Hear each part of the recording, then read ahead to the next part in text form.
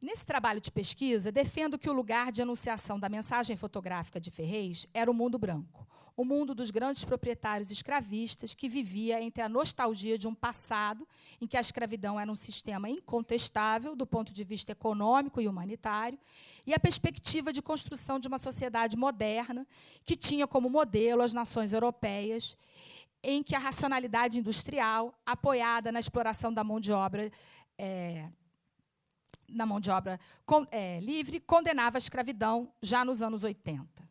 Dessa forma, a solução estética encontrada por Ferrez para o registro desse mundo associava-se à tradição das fotografias de vista e também a dos tipos humanos, presentes na cultura visual oitocentista.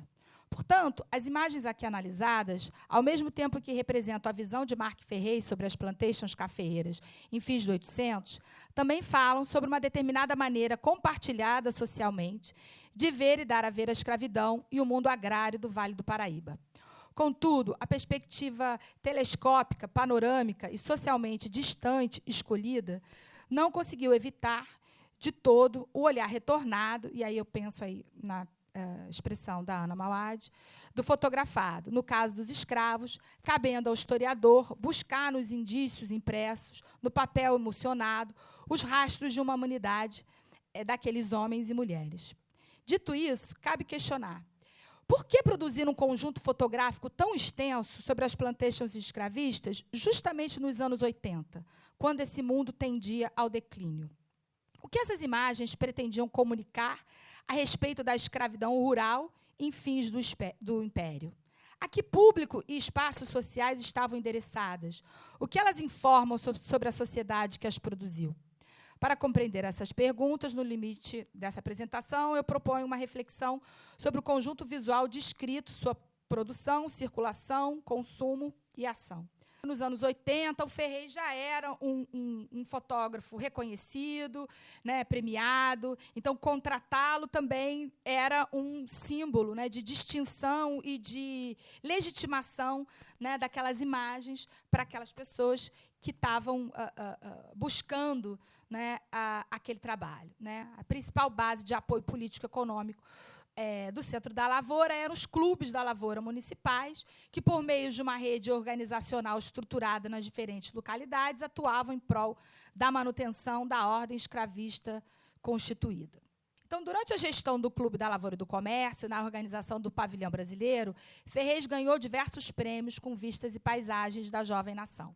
Exposição Continental de Buenos Aires, ele ganhou uma medalha de prata e um prêmio ao mérito em 82, a Exposição Internacional de Amsterdã, em 83, medalha de bronze, pelo álbum de fotografias das principais pontes e obras de estrada de ferro, Dom Pedro II, Exposição Internacional de São Petersburgo, em 84, premiado com 24 fotografias dos pontos de vista do Rio de Janeiro, Santos, Petrópolis e lugares do interior do Brasil. Exposição Universal de Antuérpia, em 85, medalha de bronze, 31 fotografias de vistas, e Exposição Internacional de Beauvoir, em 85. Todas essas conquistas aumentaram o prestígio de Ferrez na comunidade internacional. Através do catálogo de exposição das obras expostas no Palácio da Academia Imperial de Belas Artes, é possível saber que o Ferrez expôs, aí foi onde eu comecei a fazer essa conexão, né? Abre aspas. Vistas de um cafeeiro, fazenda, rancho, pátio de secagem de café, seleção de cafés e transporte de café, né? Fecha aspas. Então, essa foi a descrição, né, que está no documento, né, da exposição de Beauvoir na França, em 85. Tais imagens tiveram uma circulação especial, porque foram projetadas, né, através do sistema da lanterna mágica para um grande público. Nas imagens divulgadas, a exacerbação do papel do Vale do Paraíba como produtor agrícola, fornecedor de gêneros, além de possuidor de uma natureza privilegiada, vasta, exuberante e exótica, condizia com o discurso dos senhores e do Estado imperial sobre si mesmos. Como linguagem visual própria, Ferrez valorizava a harmonia entre a natureza, o cafezal, o morro, a geografia do lugar e a civilização, construções, maquinários, terreiros de café, e apresentava um ambiente sem conflitos sociais. Através de uma relação dialética, as fotos de Ferrez ajudaram a conformar, interna e externamente, uma representação do Brasil como um país agrícola, orgulhoso do papel que lhe cabia nas relações de força estabelecidas com a civilização europeia, colocando-se assim como integrante do mundo capitalista industrializado em ascensão, por meio de um título de maior produtor de café do Brasil. As fotografias de fazenda de café produzidas almejavam compor uma imagem para o Brasil que pudesse ser consumida e agenciada nas esferas nacional e internacional. No primeiro caso, falava a importantes frações da classe dominante, aos senhores de escravos do Vale, região com maior concentração de cativos no Império nos anos 80. Para eles, o registro monumentalizava o sistema escravista através de uma leitura saudosística, nostálgica e romântica, no sentido da relação com um tempo que não voltaria mais. Um tempo ameaçado pelo movimento abolicionista em ascensão, os caifazes em São Paulo, as fugas dos escravos em massa e a abolição da escravatura no Ceará, no Amazonas, em alguns municípios do Rio Grande do Sul. No segundo caso, dirigia-se a um público mais amplo e diverso, que englobava setores médios urbanos que condenavam fortemente a escravidão. Após a Guerra de Secessão Americana, com o aumento dos movimentos abolicionistas e das pressões escravas, a contestação econômica, política e humanitária da escravidão nacional cresceu, tanto dentro como fora. O binômio escravidão e civilização não se sustentava mais. Nesse deslocamento de sentido, era necessário exercer uma linguagem visual que apontasse uma perspectiva de futuro e de modernidade. Como se vê, as imagens em questão foram produzidas no seio do mundo escravista, com limites essenciais em relação à sua reprodução. Elas apresentam uma forte tensão entre a experiência escravista, interpretada pelos senhores como bem-sucedida, mas fadada a acabar em meados da década de 80, e um horizonte de expectativa no qual a mão de obra escrava desapareceria devido a uma série de fatores internos e externos. Contudo, vislumbrava-se manter a ordem econômica rural. Para tanto, as imagens produzidas apontavam uma monumentalidade nas suas construções, novas técnicas, bem como a importância do Brasil como o maior produtor e grande exportador agrícola de café. Essa tensão entre passado e futuro aparece na vontade de registrar a escravidão no mundo dos escravos e seus senhores. Ferrez imortalizava a escravidão por meio da fotografia e eternizava a memória de um passado visto como glorioso. Contudo, no discurso visual produzido, camuflava as marcas da violência, da sujeição do sujeito, do homem pelo homem, das condições de existência do próprio sistema escravista. Voltando aos temas, então, quadrilátero, a fazenda de café, a partida para o trabalho, e os carros de boi, transporte. A partida para o trabalho são 13% das imagens e o carro de boi, transporte, 18% das imagens. Quer dizer, você,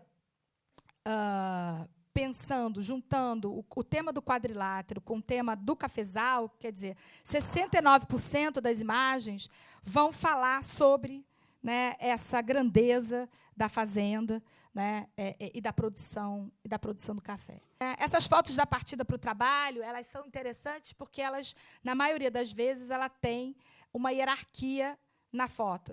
São fotos tiradas com as pessoas lado a lado, mas elas também mostram, se a gente for passando o olho, a gente tem o senhor com todo o símbolo do guarda-chuva, da cartola, da bota, dos objetos que esses senhores vão portar. Depois a gente tem o feitor, ele está com as chaves na mão. Chave também, provavelmente, é a chave da senzala, para abrir todos os cubículos, as portas das senzalas, e depois a gente vem os trabalhadores escravizados.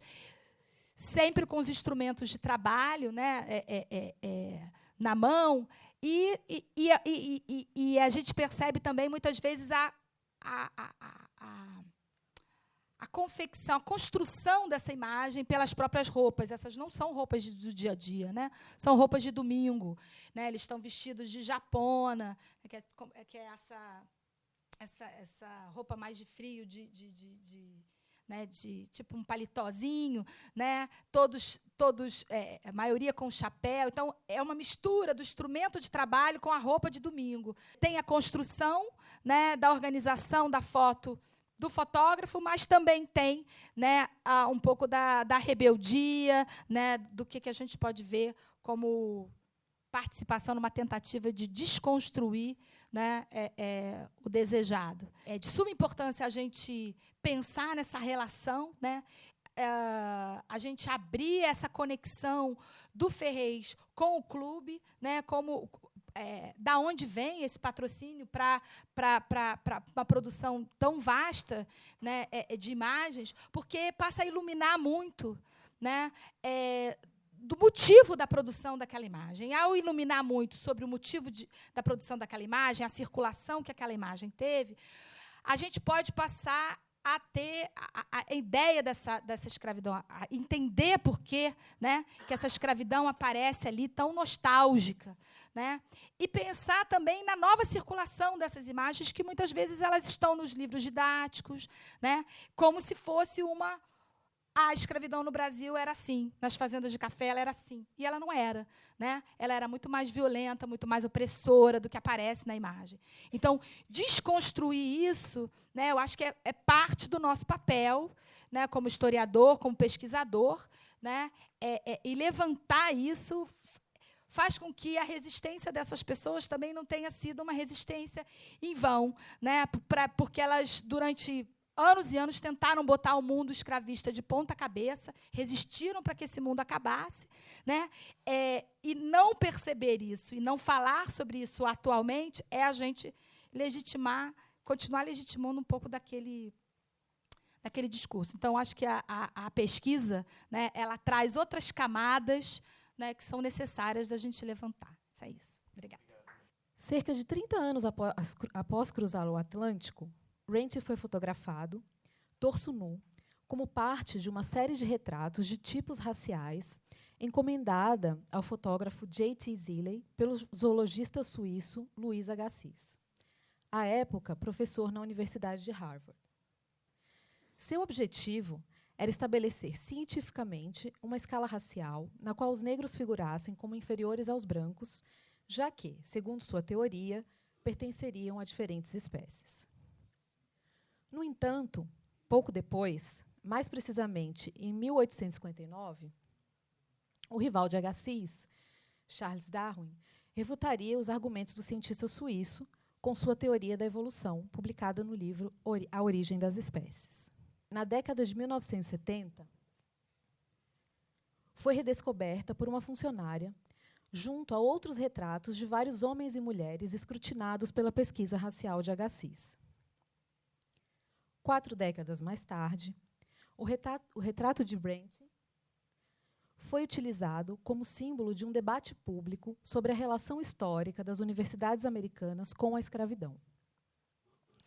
Trata-se da conferência Universities and Slaveries Bound by History, entrelaçadas pela história, né? Universidades e escravidão entrelaçados pela história, organizada pelo Centro de Estudos Avançados de Harvard em 2017. Na ocasião, Tamara Leiner já estava ciente de que o retrato de Rentier pertencia ao acervo do Museu Peabody e esteve na conferência junto com sua filha, Shawn Rael. Abre aspas. Quando entramos no auditório, fomos tomadas pela imagem de Papa Rentier encarando a plateia. Enquanto Ta-Nehisi Coates, o jornalista americano, discutia a reparação histórica, meu coração sentia que deveria pedir desculpas por explorá-lo mais uma vez, conta ela. 2 anos mais tarde, Tamara decidiu mover um processo contra a prestigiosa Universidade de Harvard. Em março de 2019, ela entrou com uma ação judicial afirmando que é descendente direta de Rentier e que as fotografias são suas por direito. Abre aspas. Pode ficar na anterior. Quem deveria possuir fotos de escravizados? Perguntava o jornal New York Times ao anunciar o processo de Tamara Leiner contra o Museu Peabody. Em agosto de 2008, a artista suíço-haitiana Sacha Huber transportou uma placa de metal com o retrato de Rent ao topo do Monte Agassiz, localizado a 3.000 metros de altura nos Alpes suíços. Seu objetivo era renomear o monte, que, de Agassiz-Horn, passaria a se chamar Rent-Horn, em português, o Monte Rent. Junto à intervenção da artista, uma carta com um pedido formal de renomeação do monte foi enviada aos gestores dos cantões suíços, bem como a outras personalidades políticas, como foi o caso de Kofi Annan, então secretário-geral da Organização das Nações Unidas. Com efeito, o interesse da artista pelas políticas da memória se iniciou em 2007, quando passou a integrar o Comitê Internacional Desmontando Luiz Agassiz, a convite do historiador suíço Hans Fassler. Abre aspas. Agassiz viveu no século XIX, mas ainda hoje, afirma a artista, seu racismo científico tem influência nas ideias e imagens que temos sobre as diferentes raças e como elas são representadas na cultura visual contemporânea. Nesse sentido, as minhas obras mostram a história como um processo que nunca ficará completamente acabado, que é sempre passível de ser reescrito, conclui a artista. Em finais de 2019, um grupo de estudantes de Harvard decidiu apoiar Tamara Leiner e criou o movimento Free Rent, cujo slogan é finalizar 169 anos de escravidão, em menção ao período em que a imagem de Rent tem sido abrigada pelo museu. No dia 2 de março, a escritora e pesquisadora Ariela Azoulay, que esteve recentemente no IMS de São Paulo para participar do debate Desaprendendo a História da Fotografia, declarou publicamente o seu apoio ao movimento Free Rent. Ela disse: a fotografia tem um papel importante nessa história continuada da abolição da escravidão e na prática das reparações. Para que isso aconteça, deveríamos ser inspirados pelas demandas de Leiner e chamar ativamente, é que eu estou traduzindo na hora, mas chamar ativamente pela reversão das premissas a partir das quais a fotografia foi imperialmente instituída. Esse é um pequeno passo que a academia pode tomar para dialogar com o mundo e partilhar as questões ou os debates sobre a reparação. A história do retrato de Rent é fascinante, não só porque nos mostra as múltiplas vidas de uma imagem, mas também porque nos convida a refletir sobre as questões que o presente coloca a essas imagens. E essas questões estão intimamente ligadas às instâncias da política e da memória. Ou, para ser mais precisa, das políticas da memória. Mas, afinal, o que há por trás da construção da memória histórica e qual a função da política da memória? Esse debate alcança hoje novos sentidos e se revela na forma como museus e acervos ao redor do mundo têm se debruçado sobre o seu papel e o de suas coleções na elaboração de uma reflexão pública sobre a dimensão política da história. No caso dos acervos fotográficos, em especial aqueles que lidam com histórias de violência, como é o caso dos acervos coloniais e os acervos da escravidão, uma série de propostas expográficas têm sido ensaiadas a fim de dar corpo a essa reflexão. E, especialmente nesse aspecto, eu queria destacar as colaborações e o papel de artistas em apresentar novas questões e novas leituras às imagens do passado, assim como fez Sasha Huber e Aline Mota, que está aqui presente. E vai falar sobre isso já já. Bom, sobre isso, eu queria trazer ainda o exemplo da exposição Noisy Images, da artista belga Antje van Wilchen, apresentada ano passado no Museu Houtenstrausch-Jost, que fica em Colônia, na Alemanha.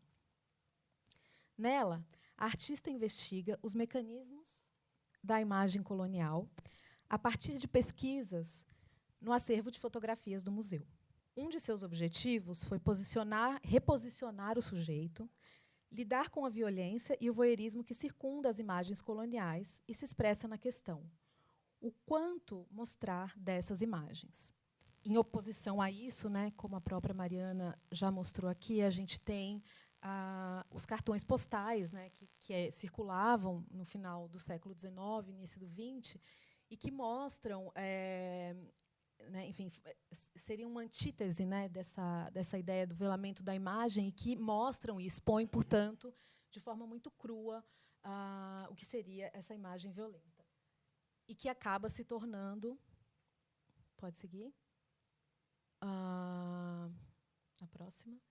Acaba se tornando um souvenir, né, de viagem. E isso é muito impressionante olhar à luz do presente, né? Existe essa ideia, né, do reposicionamento do sujeito, e acho que dialoga muito com essa ideia de retornar o olhar, né? E aí eu faço uma menção também para uma frase da Ana Maria Mauad, que a própria Mariana citou, né, que esse lugar do retrato do negro para o olhar do branco, né, e como isso interfere diretamente, né, nessa relação entre o que é sujeito e o que é objeto. Essas imagens de tipos raciais que o Luiz Agassiz realizou, enfim, a partir da encomenda do Luiz Agassiz, foram revisitadas por outros trabalhos artísticos que também lidam com essa questão do mostrar ou não mostrar, ou o que mostrar. E aí eu gostaria de trazer de novo o exemplo da artista, da Sasha Huber, que, enfim, recria, né, que se posiciona no espaço público e recria, enfim, reencena essas posturas. No Brasil, a gente tem o exemplo da Rosana Paulino, que também lida com essas imagens, né? Pode passar? Ela tem, enfim, uma série que trabalha diretamente com as imagens do Agassiz, né? E acho que as questões que esses artistas colocam desembocam, portanto, no ponto que eu queria chegar com a minha fala hoje, que é a questão da expografia e das revisões institucionais, né? Como que, aí voltando para a questão que eu coloquei inicialmente, né? Como é que as próprias instituições que detêm esses acervos têm lidado com essas releituras históricas, né? É impossível falar sobre isso sem citar o trabalho do Fred Wilson, e da instalação Mining the Museum, né? Bom, a instalação foi realizada pelo Fred Wilson em 1992, na Maryland Historical Society, ou seja, há um bom tempo atrás, né, algumas décadas atrás, e ali o artista já anunciava esse desejo de contar uma outra história, né? Ele coloca uma menção na fachada do museu, fazendo referência ao projeto de exposição, que buscava reapresentar a coleção sob o olhar crítico do próprio artista. Uma das instalações mais icônicas desse projeto se chama Metalwork, né? Trabalhos em Metal, 1793-1880, no qual Wilson justapõe um par de manilhas de ferro a uma vitrine com jarros, frascos e xícaras de prata ornamentadas. Sua ideia era reverter a separação tradicional entre as chamadas artes decorativas e os artefatos traumáticos no espaço expositivo. Ao colocá-los lado a lado, Wilson cria uma atmosfera de inquietação e tensão que torna aparente a ligação entre dois tipos de trabalho em metal. A produção de um era possibilitada pela subjugação imposta pelo outro. Essa discussão que você apresenta, né, de olhar para as imagens e de repensar o contexto de produção dessas imagens, a gente pode contar com o recurso dos relatos, a pesquisa histórica, sem dúvidas, é fundamental para isso, mas acho que o olhar do artista tem um papel muito importante na forma de como apresentar essas tensões ou como escovar essa história a contrapelo, né? Todo esse debate, né, é um debate muito importante, porque hoje, imagino que vocês tenham acompanhado também não só a questão da restituição de imagens, mas restituição de objetos, né? E aí, nesse sentido, eu queria citar um exemplo que aconteceu no Brasil, na Mostra do Redescobrimento, em 2000, com a exibição do manto tupinambá no módulo de artes indígenas, né? E aí você teve a visitação dos indígenas de Olivença, da Bahia, e alguns líderes comunitários, né, que falaram que reclamaram de volta o manto. E aí, na próxima imagem, a gente tem a sala do museu, né, o Museu da Dinamarca, onde esse manto está exibido junto com as pinturas do Ecaute. Eu visitei também esse museu em 2017, e a sala está exatamente dessa forma, E eu confesso para vocês que foi um grande estudo de caso para mim de como uma história colonial não reexaminada, não repensada é contada. À luz do que foi exposto aqui, interessa-me entender como essas instituições e coleções têm elaborado a sua relação entre passado, presente e futuro, e como os artistas intervêm nesse processo. Se o fato histórico pode ser lido como um acontecimento, há, no entanto, diversas semânticas da história, ou regimes de historicidade, como diria François Hartog. E, nesse sentido, o estudo de tais semânticas é um estudo político, ou seja, um estudo das políticas da memória. Walter Benjamin nos convida a escovar a história contrapelo, para revelar as suas omissões e os seus silêncios. A gente precisa olhar para a história, né, mais uma vez, nesse processo contínuo, e pensar que nós somos parte de uma geração e de uma história que está acontecendo e que vai acontecer em processo pelas futuras gerações, né? E acho muito importante que a gente olhe para esses acervos, né, como eles estão constituídos agora, de forma profunda, né? Então, mais do que desmontar essa sala do Museu Dinamarquês, por mais que haja uma demanda política legítima e importante de restituição do manto, acho que a gente não pode perder a oportunidade de olhar para essa narrativa no presente, né? Porque eu acho que esse trabalho ainda não foi feito. Eu acho que ele ainda está sendo realizado. E esse olhar crítico, né, que o próprio Fred Wilson faz, né, interferindo nessa expografia, acho que o historiador da arte e os historiadores têm um papel muito importante nessas releituras, enfim, e um diálogo muito importante a ser travado com essas instituições que buscam rever as suas políticas de colecionismo e exibição. Obrigada. O trabalho ele parte dessa busca muito pessoal pelas minhas próprias raízes. No caso, são 3 gerações da minha família, comigo eu sou a 4ª. Então, sou eu, a minha mãe, a minha avó e a minha bisavó. A minha avó e a minha bisavó nasceram em Vassouras, no Vale do Paraíba. E, em 2016, eu fui até lá buscar mais informações e tentar entender se havia um lugar específico onde elas tinham nascido, como é que tinha sido essa história. E daí eu cheguei na Francisca.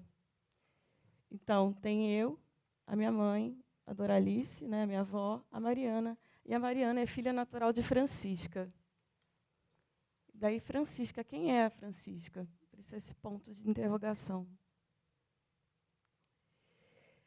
Eu procurei atestados de óbito com o nome que eu tinha da Francisca, que é esse nome muito comum, que é Francisca Maria da Conceição.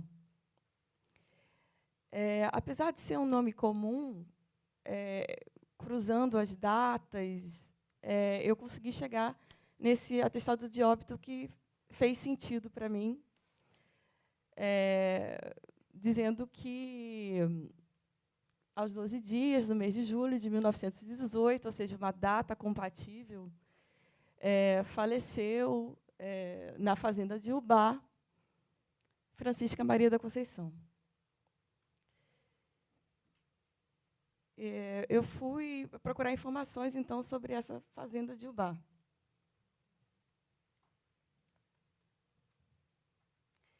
E daí tem um inventário de fazendas do INEPAC, até você mencionou o Adriano Novaes. O Adriano Novaes, que é funcionário do INEPAC, ele colaborou muito com a minha pesquisa. Eu encontrei essa fotografia dessa sinhazinha com essa escravizada, com essa varanda em madeira. A gente consegue perceber, atrás tem uma construção e tem essas montanhas. Daí também tem, volta só um pouco, só um detalhe, essa foto ela faz parte da coleção de um colecionador paulista chamado Aparecido Janis Salatini. A gente consegue reparar também a varanda e atrás também essa edificação. Essas duas fotografias são do Clumbe. Daí eu comecei a procurar em casa ainda, assim, antes de ter visitado a fazenda, se fazia sentido que essas duas fotografias foram realmente tiradas lá na fazenda de Ubá. Então, eu usei o Google Earth para comparar atrás, né, se a gente volta só atrás, essa e na outra também. Vocês veem a montanha atrás fazendo esse desenho. Então, na frente. Então, faz o mesmo desenho. Então, eu achei que, realmente, as possibilidades eram muito grandes. Volta só um pouquinho. E, na outra fotografia, qual seria o ponto de vista do Clumbe? Onde ele estaria? Né? Então, eu fiz esse estudo. Tem esse rio, tem o rio aqui. Tem essa parte aqui que é uma parte nova da Casa Grande, que tem a piscina. É uma reforma que foi feita nos anos 90. E aqui seria o ponto de vista, as montanhas estariam aqui. Eu comecei a juntar toda a iconografia que eu podia encontrar sobre a fazenda de Ubá, ou que mencionasse Ubá. Então, também tem essa litografia, que é do Vitor Fronde, que provavelmente foi tirada em 1858, onde mostra o rio e essa edificação, que é o engenho de açúcar. Ou seja, diz usina de açúcar, né, engenho de açúcar em Ubá. Essa é uma fotografia que, na verdade, foi disponibilizada pela família, que é dona hoje da propriedade, uma fotografia que eu acredito que seja dos anos 50, onde a gente vê, na verdade, o fotógrafo estaria nessas montanhas, e vendo o pátio de café, a antiga senzala e a Casa Grande.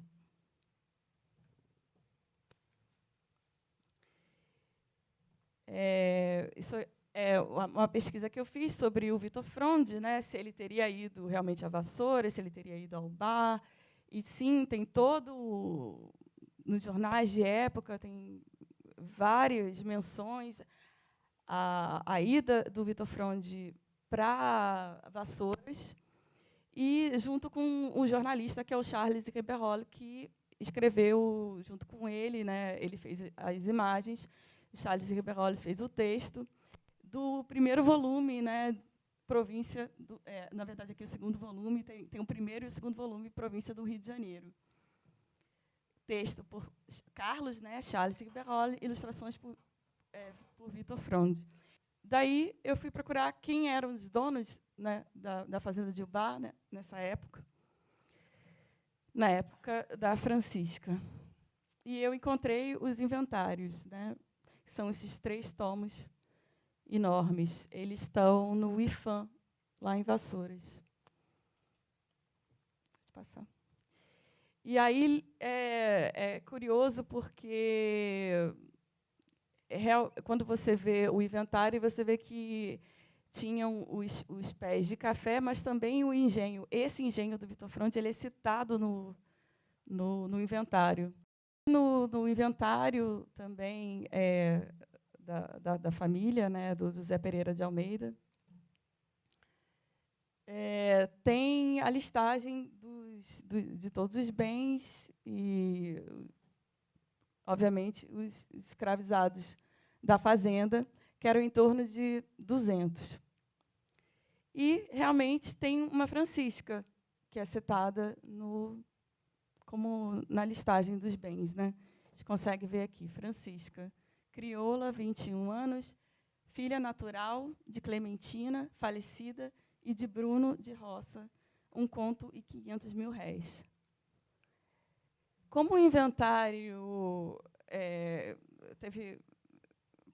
são muitos anos, são 30 anos, mais ou menos, que vai rolando esse inventário, né, do José Pereira de Almeida, porque tem a sucessão para os filhos, etc., etc., essa listagem ela é reatualizada durante os vários anos que vão seguindo o processo de inventário. Então, a gente consegue acompanhar a Francisca desde os 4 anos de idade até a abolição, quando ela já está com 30, mais ou menos, né, 30 e poucos anos. Daí eu fui procurar as origens dessa casa grande, quem tinha construído, né, e, na verdade, como é que se deu, né, essa fazenda de Ubá.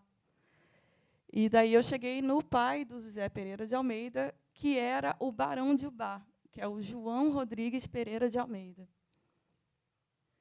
O João Rodrigues Pereira de Almeida, ele foi um empresário muito importante. Ele financiou o Auguste Saint-Hilaire, que escreveu também um livro, né, em 1820, que também cita Ubá. Aqui tem um trecho, né, quando você olha no livro, né, Viagens a províncias do Rio de Janeiro e Minas Gerais, do Auguste Saint-Hilaire, que ele fundou a etnobotânica, também com muitas coletas que ele fez na fazenda de Ubá. Tem um trecho aqui do livro, explicando como se deu, né. O João Rodrigues Pereira de Almeida, o pai, né, do José, ele foi traficante de escravizados e ele tinha seus próprios navios. Essa pesquisa é uma pesquisa de um historiador da UF, chamado Carlos Gabriel de Oliveira. Ele compilou 19 viagens. Esse aqui é um compilado que ele fez através de pesquisas de jornal, né, na Gazeta do Rio de Janeiro, o Diário do Rio de Janeiro, Jornal do Comércio, né, que tem a data de chegada, a origem, o nome do navio, esses nomes de navio, né, Pequena Aventura, e a carregação, né. Então, às vezes, tem informações bastante específicas, como a quantidade, por exemplo, 419 escravos e 21 mortos, e, às vezes, é um pouco mais genérico, como escravos e tartaruga. Marfim. Né? O contexto dessa família, que o José Pereira de Almeida, primeiro, ele se casou com Elisa, depois que ela morreu, ele se casou com a Maria Júlia. E é interessante todo o contexto do testamento dele, fazendo menção a ela, declaro que deixo a minha mulher, Dona Maria Júlia de Aguiar de Almeida, uso o fruto da minha terça, etc., etc. E quando a gente também começa a pesquisar sobre a nossa própria genealogia, a gente começa a pesquisar sobre a genealogia das elites e ver como é que todas as coisas são conectadas. Por que ele casa com essa pessoa? Por que ele depois casa com a outra? E, no caso, ele casa com a Maria Júlia, e o pai da Maria Júlia também é uma pessoa muito importante. E tem essa notícia que eu achei bastante interessante, de 1863, que eu só vou ler aqui para vocês, e também convido a pesquisadores a entrarem mais fundo na história, né, dessas elites e como são feitas essas alianças. Em 1863, o futuro sogro de José Pereira de Almeida passa mal no Teatro Lírico, mas é imediatamente socorrido. Ele vem a falecer 1 ano depois. Daí tem essa notícia. Só que também é muito interessante a notícia que tem embaixo. A notícia logo abaixo fala sobre uma feitiçaria perigosa. Foi preso Joaquim José Duarte, no Rio Comprido, por andar vendendo raízes venenosas, a pretexto de serem um remédio infalível para tornar os senhores compassivos para os seus escravos. Diário do Rio de Janeiro, 2 de julho de 1863. O trabalho ele se chama Filha Natural. Realmente, antes de fazer essa pesquisa, eu não sabia que filha natural era um eufemismo que se usava, né, na época para crianças que os pais não eram casados ou que só eram, né, mães solteiras. E é interessante que, no testamento do José Pereira de Almeida, ele deixa uma quantia para uma menina nascida em Paris. Só que ele dá muitos detalhes e diz que os pais são desconhecidos. Então, fica essa dúvida também se ele teve uma filha natural em Paris, né?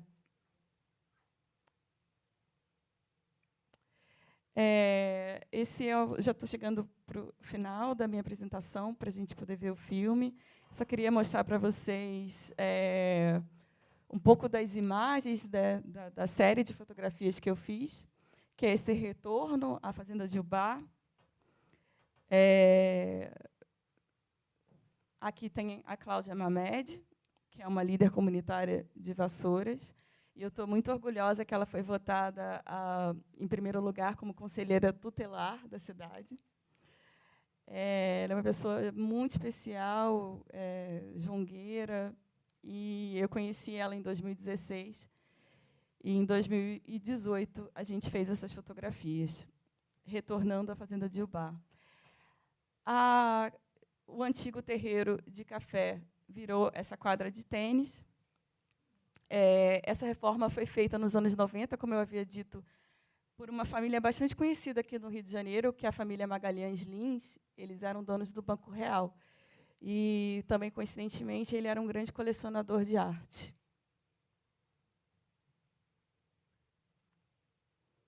Essa é a Cláudia.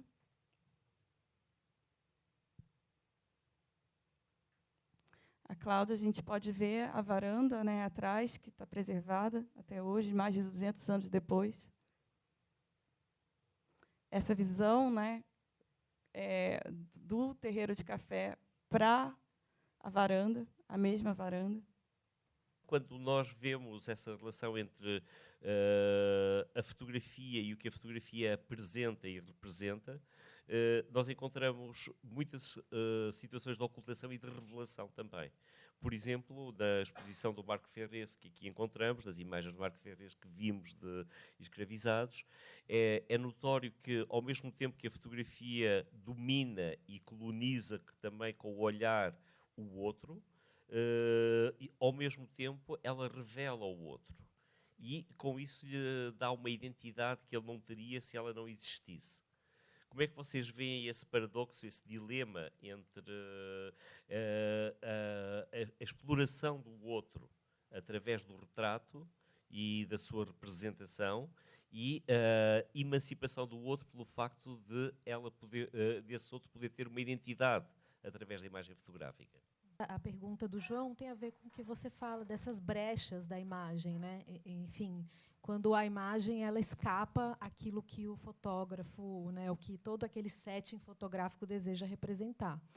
E acho também que a gente não pode esquecer que as fotografias, né, por exemplo, se a gente pensa no contexto dos países africanos, né, a fotografia entra a partir das portas do colonialismo, mas ela também ela também é utilizada pelas populações locais que passam a fazer retratos de si, né?